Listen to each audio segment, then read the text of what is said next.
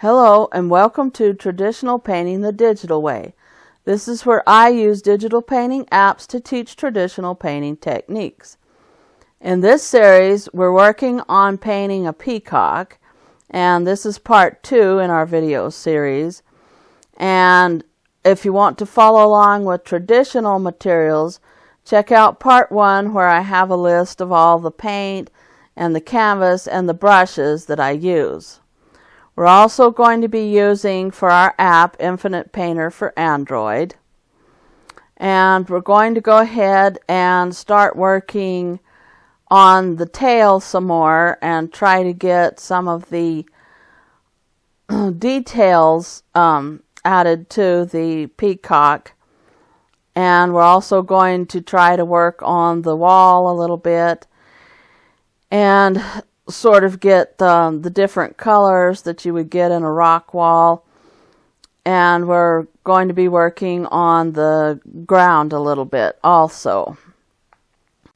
So I want to go ahead and start working on the feathers, the little feathers that he has on his head up there at the top, and they're also the same color as the ones that will be on his head and his neck.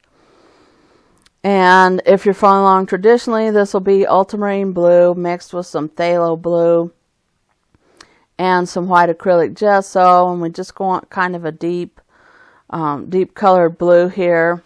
And there's little parts on his head that are also kind of a dark color. They're almost black or a really deep dark blue, so you want to go ahead and just kind of add those on there and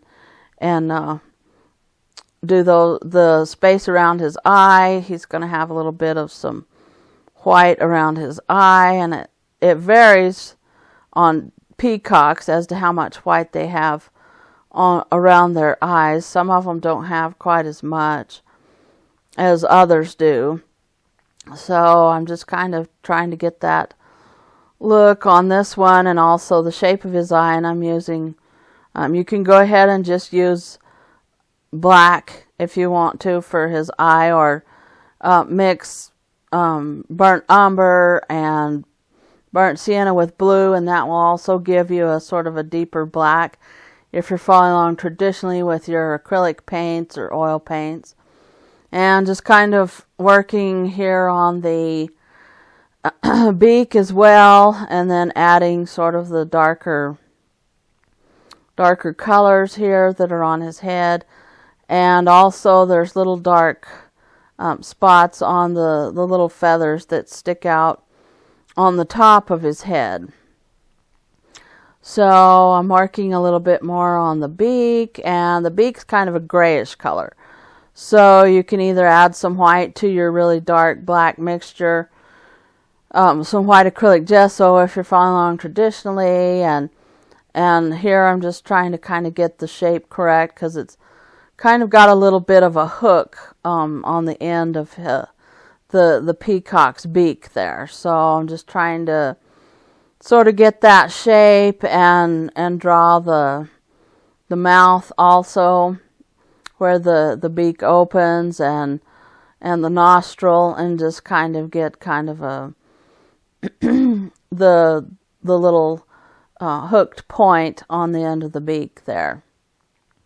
And if you mess up when you're doing this traditionally, just use some of the background color, some of the green color that you used, or some of the pink, and just go over it that way. And that's how you can do that traditionally. And of course digitally, just make sure that you have the background on a separate layer from the peacock, and it'll work out fine if you make a mistake there and you have to correct it. So here I'm just kind of adding a little bit more dark to the neck right here, and just kind of working on the shape of the neck a little bit, refining it just a little bit better. And I want to go ahead and sort of leave a feathery look to my strokes, because he has fine little feathers on his head there. So you want to go ahead and just kind of do light feathery strokes for his neck. And then here I'm adding the white stems, I guess you would call them, to the feathers that stick out on his head there. The quills, that's what you call it. So the quills, I guess, the little white quills that stick into the little feathered plume that he has on top of his head.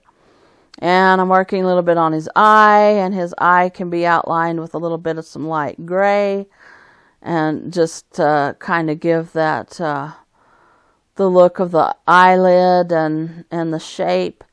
It's kind of an oval shape, the bird's eyes are.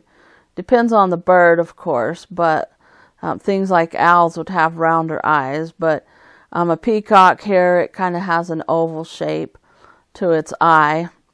And just kind of working on the chin, or yeah, I guess that's what it would be called. The chin there, the cheeks, kind of just there where it hooks onto the beak, and trying to get that kind of feathered look here. And you can go back over the edges of the black feathers and add a little bit lighter blue, some of the aqua type of green color you can add along the edges of his neck, and I'm just trying to kind of get a better shape there going, and work on the white that goes around his eyes, and just trying to get kind of a detail on his head.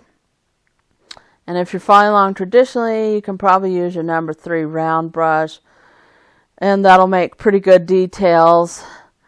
And then I'm just kind of feathering out some of the darker colors there, and looking through the Infinite Painter brushes, and you can use the dry brush, and it gives it kind of a feathered look, or a scratchy look. You can use that one.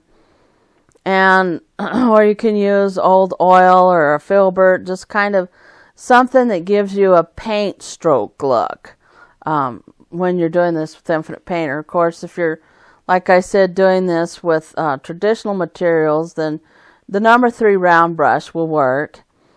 And then here I'm adding some highlights to the feathers. It just, you don't want your feathers to all be one color. You want these to be different colors. You can see the greens, and you can see the blues, and the dark blues, and the blacks in here, and you just want to add different ones. You want to have kind of a textured look, because otherwise it will just come across as flat. So we're trying to get that feathered look, and so that's what I want here, to just kind of get that little tiny feathered look that he has on his head. And you can add a little bit of some light purple if you want to, kind of just to give it a little bit of a sheen, like an iridescent sheen. And you would add that kind of along the edge of the neck. And so I'm just kind of working on that, trying to get the way the black feathers or the dark feathers go. I'm trying to get kind of a look on that. And then I went ahead and added the highlight to the eye, and that just kind of gives you something to work with, because then it sort of makes the eye pop out, and it looks really real. And then here there was a little bit of a bug there. I think it's been fixed now, but it made it vanish for a second, the picture. And when that happens, do not save. Just go back. Just hit back, and don't save anything until you can get your picture back.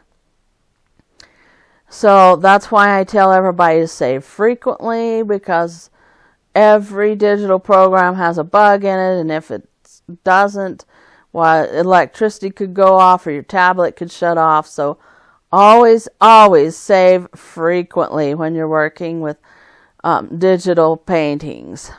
And then here I'm just kind of working on trying to get the little bitty round feathers that lead into the bigger eye-like design feathers here.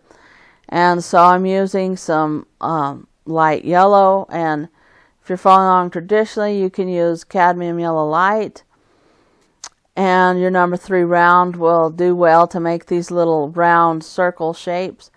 And then I'm adding in some of the green that's on the edge of them, and so that's an aqua color there. And I want to go ahead and take some of this aqua color and put it along the edge of the wings on the left side there, and also on the right side. And we just kind of want to draw the feathers. The feathers get bigger as they go towards the tip of the wing, so you want to go ahead and add the little bitty feathers first, and then go ahead and sort of make them bigger as you get towards the tip of the wing there. And so that's what I'm doing. I'm just trying to get that look.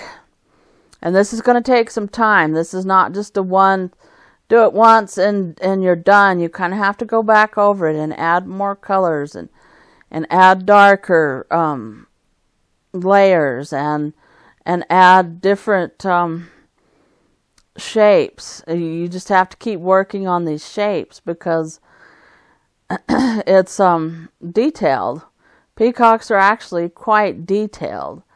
And a lot of times pictures that you see of the peacocks are sort of stylized and more ornate looking, because when you try to do an actual peacock, you can see that they've got all these little feathers that you need to draw and all these little colors. They're kind of an iridescent color, and so you want to try to get that look with some sort of purplish grays, and you want to try to blend them into the blues, and you just have to keep working. Peacock is actually kind of a detailed animal to paint. And so here I'm just working on the shapes of the feathers, and I'm trying to get the medium feathers now, and just trying to get that little rounded shape that they have on the wings there. And then they're going to get bigger towards the tip of the wing there, and they're longer also. So when you first start out, they're little short round things, and then as they get towards the end of the tip of the wing there, they get more oblong and they get less rounded. And so then they're kind of an oval like look, and it almost kind of looks like scales, but they're actually just little tiny feathers here. And so here I'm trying to add the darker blue now, and again I'm going to have to go back over it with some of the greens, because that's sort of covering up the greens, and you don't want to cover up the greens. And you want to try to make sure that some of that iridescent purplish look comes through too. So I'm going back with that color again, and if you're following along traditionally, you can make that with dioxazine purple and hooker's green and some white acrylic gesso.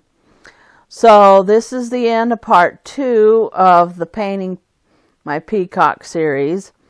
And in part 3, we're going to go ahead and continue working on the feathers and work more on the wall. So if you're interested in that, just hit the subscribe button. And thanks everybody for watching. If you have any questions, just leave them in the comments down below.